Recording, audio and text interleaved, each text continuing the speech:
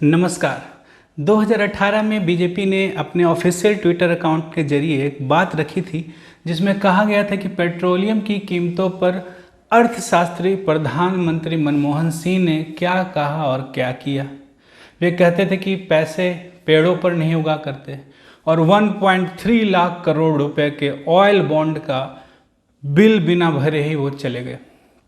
मोदी सरकार ने वो सारे बिल ब्याज समेत भरे, ऐसा कहना मेरा नहीं है, ऐसा कहना है बीजेपी के ऑफिशियल ट्विटर अकाउंट का, वो भी 2018 में। आप जानते ही होंगे कि संसार डेली करंट अफेयर्स DCA में मैंने कई बार चर्चा की है इस शब्द के बारे में, ऑयल बॉन्ड। आज मैं इस वीडियो के माध्यम से संक्षेप में आपको समझाने की कोशिश करने वाला हूँ कि ऑयल बॉन्ड क्या है। दरअसल केंद्र सरकार के पास तेल कंपनियों, उर्वरक कंपनियों, भारतीय खाद्य निगम जैसी संस्थानों को विभिन्न बॉन्ड जारी करने का अधिकार है। भारत में पेट्रोल डीजल के जो प्राइस होते हैं उनको बढ़ाना हमेशा से एक राजनीतिक तौर पर एक संवेदनशील मुद्दा माना जाता रहा है। तेल की बढ़ती कीमतें आम जनता के सिर पर ना पड़ें, इसके लिए केंद्र सरकार सब्सिडी दिया करती थी, यानी अंतर्राष्ट्रीय बाजार में इसकी कीमतें चाहे जो भी हों, देश में सरकारें अपने मुताबिक उसे कंट्रोल कर सकती थी। अब सवाल यह उठता है कि कंट्रोल कैसे किया करती थी, तो इसके लिए भी हमें पृष्ठभूमि में जाना पड़ेगा।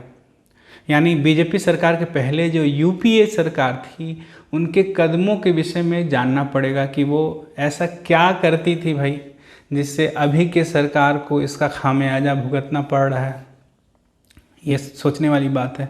यहाँ पर एक बात और आपको बता दूं कि UPSC एस्पिरेंट होने के नाते आप यह सब में बिल्कुल मत पड़िएगा कि UPA सरकार ठीक थी, बीजेपी सरकार अच्छा काम नहीं कर रही, या बीजेपी सरकार अच्छा कदम उठा रही है, या UPA सरकार जो थी वो दम बेकार थी।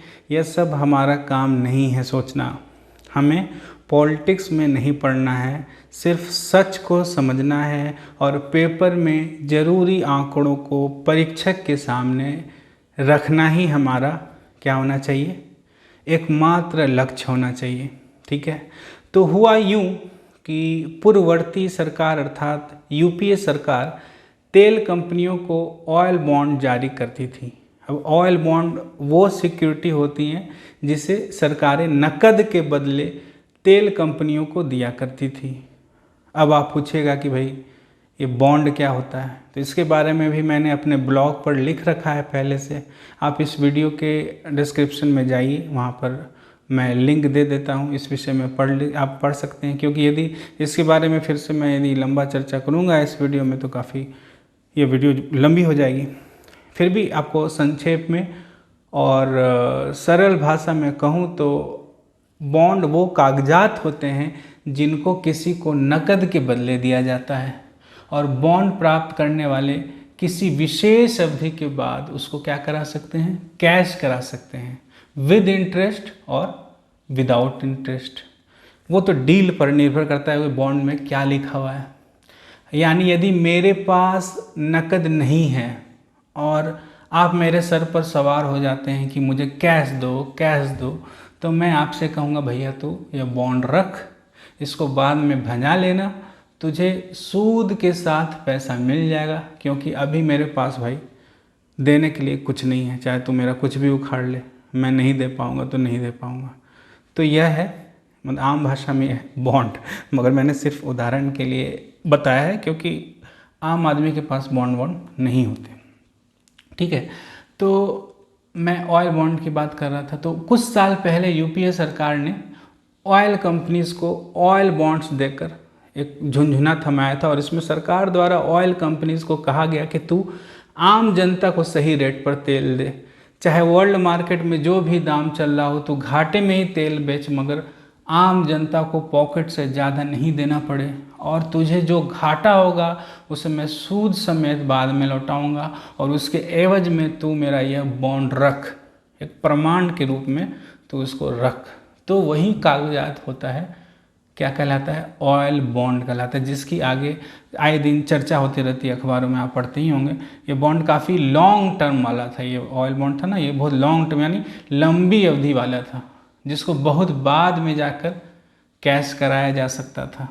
पर इधर हुआ यूँ कि यूपीए सरकार की 2014 में विकेट गिर गई और बीजेपी सरकार आ गई। तो जाहिर सी बात है कि यदि बीजेपी सरकार ज़्यादा टिक गई तो अब ऑयल कंपनियां जो हैं उससे ही पैसे की मांग करेगी, वो भी सूद सहित मांग करेगी, और वही हुआ भी। बीजेपी सरकार काफ़ी टिक भी गई और ऑयल कंपनीज ने अपने पैसे मांगने के लिए भीड़ भी लगा दी। तो यह कहानी है। तो एक चीज़ बतानी आपको एक चीज़ बताना भूल गया कि यूपीए सरकार के दौरान देश में आर्थिक मंदी आ गई थी। उसके बाद जब यूपीए सरकार ने पेट्रोल की कीमतों को सरकारी नियंत्रण से मुक्त करने का निर्णय लिया, यानी इसे डीरेगुलेट कर दिया गया, तो फलस्वरूप क्या हुआ कि ऑयल बॉन्ड भी जारी किया जाना जून 2010 से ख़त्म हो गया। सरकारी नियंत्रण समाप्त होने का अर्थ क्या हुआ कि जैसे जैसे अंतर्राष्ट्रीय बाजार में तेल की कीमतें बढ़ेंगी, देश में भी तेल कंपनियां उसी हिसाब से उनकी कीमतें बाजार में रखेंगी, यानी तेल की कीमतों का बोझ सीधे आम उपभोक्ता के कंधों पर आ गया। हाँ, तो मैं कह रहा था कि 2014 में केंद्र में सत्ता परिवर्तन हुआ और मोदी सरकार ने उसी वर्ष अक्टूबर में डीजल को भी सरकारी नियंत्रण से क्या कर दिया, मुक्त कर दिया। तो शुरू में हर 3 महीने पर इनकी कीमतों में बदलाव हुआ करता था, लेकिन 15 जून 2017 से डायनेमिक फ्यूल प्राइस सिस्टम को लागू कर दिया गया। आप पूछिएगा यह सिस्टम क्या होता है, तो यह है जिससे रोज़ ही तेल की कीमतों में उतार चढ़ाव होने लगा। अब रोज़ सुबह 6 बजे से पेट्रोल पंप पर नई कीमतों के मुताबिक यह ग्राहकों तक पहुंचने लगी। तो आपको एक यूपीएससी एस्पिरेंट के रूप में यह भी जानना चाहिए कि तेल का सफ़र जो है आप तक जाकर कैसे रुकता है। तो संक्षेप में इसे भी बता दूं कि पहले रिफाइनरी के जरिए कच्चे तेल से पेट्रोल, डीजल और अन्य पेट्रोलियम पदार्थ निकाले जाते हैं। फिर आता है नंबर तेल कंपनियों का, तो ये मुनाफा अपना बनाकर पेट्रोल पंप तक तेल पहुंचा देती हैं, और फिर पेट्रोल पंप क्या करते हैं, उसका जो मालिक है वो फिक्स्ड कमीशन, एक रेट उसका तय होता है, वो लगाकर अपना लाभ कमाता है, और फिर हमारी कार और बाइक की टंकी क्या होती है, उसमें तेल भरी जाती है, जिसमें हम एक्साइज ड्यूटी भी पे करते हैं, वैट, दोनों टैक्स हम लोग पे करते हैं।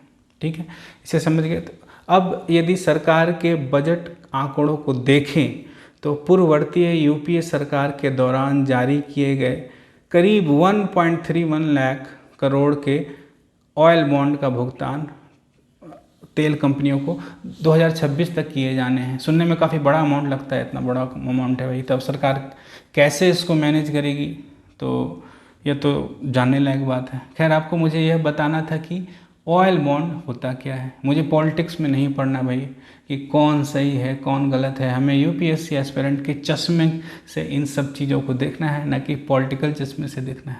वीडियो अच्छा लगे तो लाइक कीजिएगा, और वीडियो अच्छा नहीं लगे तो शेयर कर दीजिएगा। ठीक है, तो चलिए मिलते हैं नेक्स्ट वीडियो में कुछ ऐसे ही इन्फॉर्मेशन के साथ। जय हिंद।